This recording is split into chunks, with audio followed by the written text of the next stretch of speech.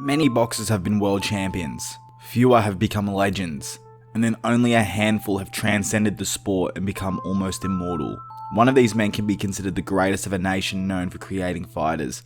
This is the career of the legendary, seemingly invincible Mexican icon, Julio Cesar Chavez. Just quickly before we get into the video highlighting the career of Julio Cesar Chavez, if you do enjoy these types of videos, please subscribe and let me know what type of video you want me to do next. Okay, now that's out of the way, let's get into Chavez's extraordinary career. Chavez's first ever fight occurred on February 5th, 1980, where he faced a man named Andres Felix, and although he would win by knockout, Chavez considered ending his career after only one bout. Quote, "I felt I didn't want to fight again. I left the ring that night thinking that was for the last time. For one thing, I didn't get paid." But as we all know, this wasn't the end of Chavez. Within 1 year, Chavez had 11 fights, winning them all and with 7 knockouts to his name. This is before he came up against Miguel Ruiz.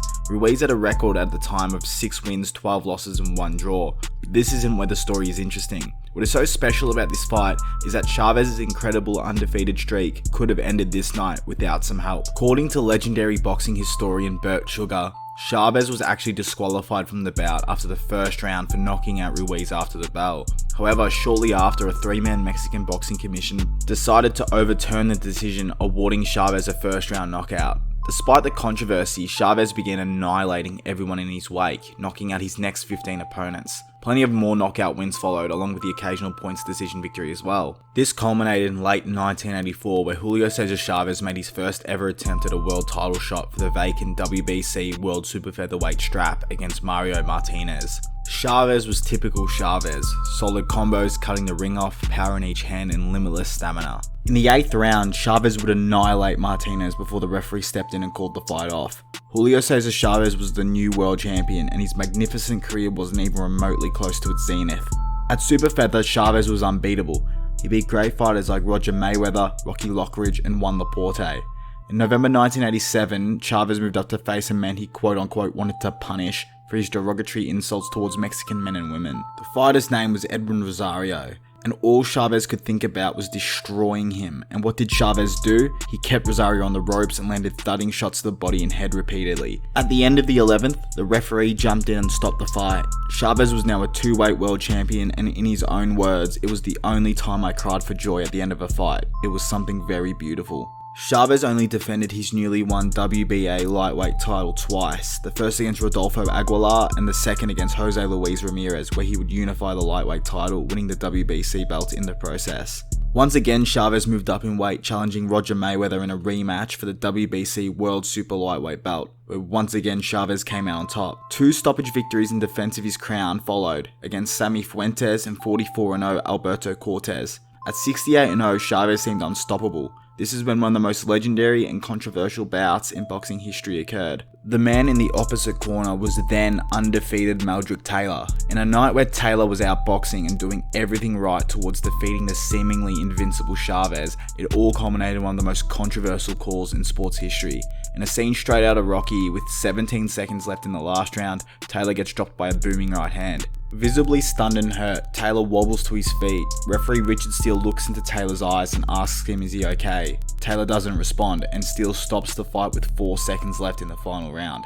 Chavez wins by technical knockout and by the skin of his teeth. One of the most controversial calls in boxing history, and one that improved Chavez's insane win streak to 69-0. Following this dramatic win, Chavez continued his win streak, taking on all comers, including the likes of John Duplessis and Frankie Mitchell. In September 1992, Chavez would come up against a Puerto Rico hero and legend, Hector Macho Camacho. Camacho only had 1 loss on his record at the time, but in many people's eyes, he was not the same murderous fighter he was when he fought the likes of Rafael Lemon 9 years earlier.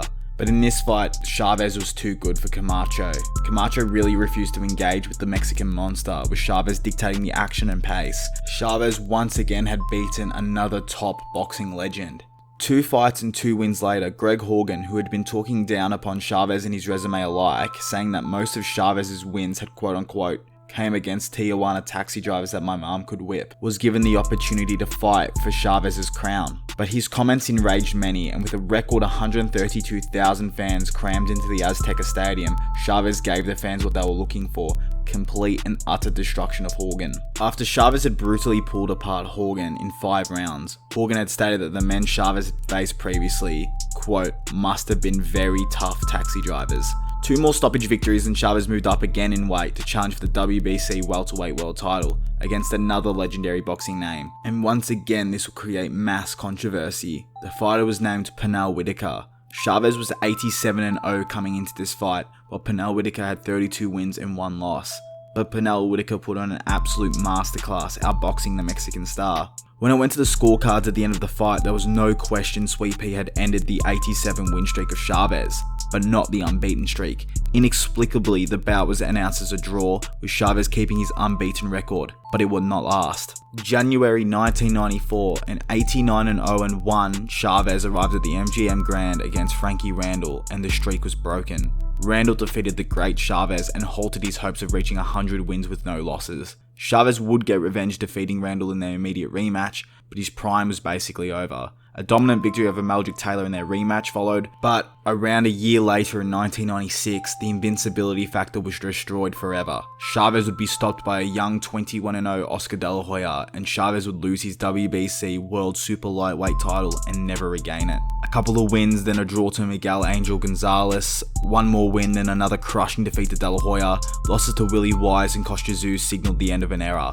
But Chavez had little left in the tank. In November 2003, Chavez avenged his loss to Willie Wise by TKO, then beat Frankie Randall in the trilogy bout, and with his final victory in 2005, he beat Ivan Robinson by unanimous decision. He would have 1 more fight ending in a loss in late 2005. Julio Cesar Chavez was one of the greatest fighters to have ever stepped into the square circle, redefining the term of a pressure fighter and the utter definition of a living legend. Everything about him is iconic, and if you love the sport of boxing, you can't help but love Chavez. So that's the end of the video. Please subscribe if you enjoyed, and I'll see you in the next one. Bye.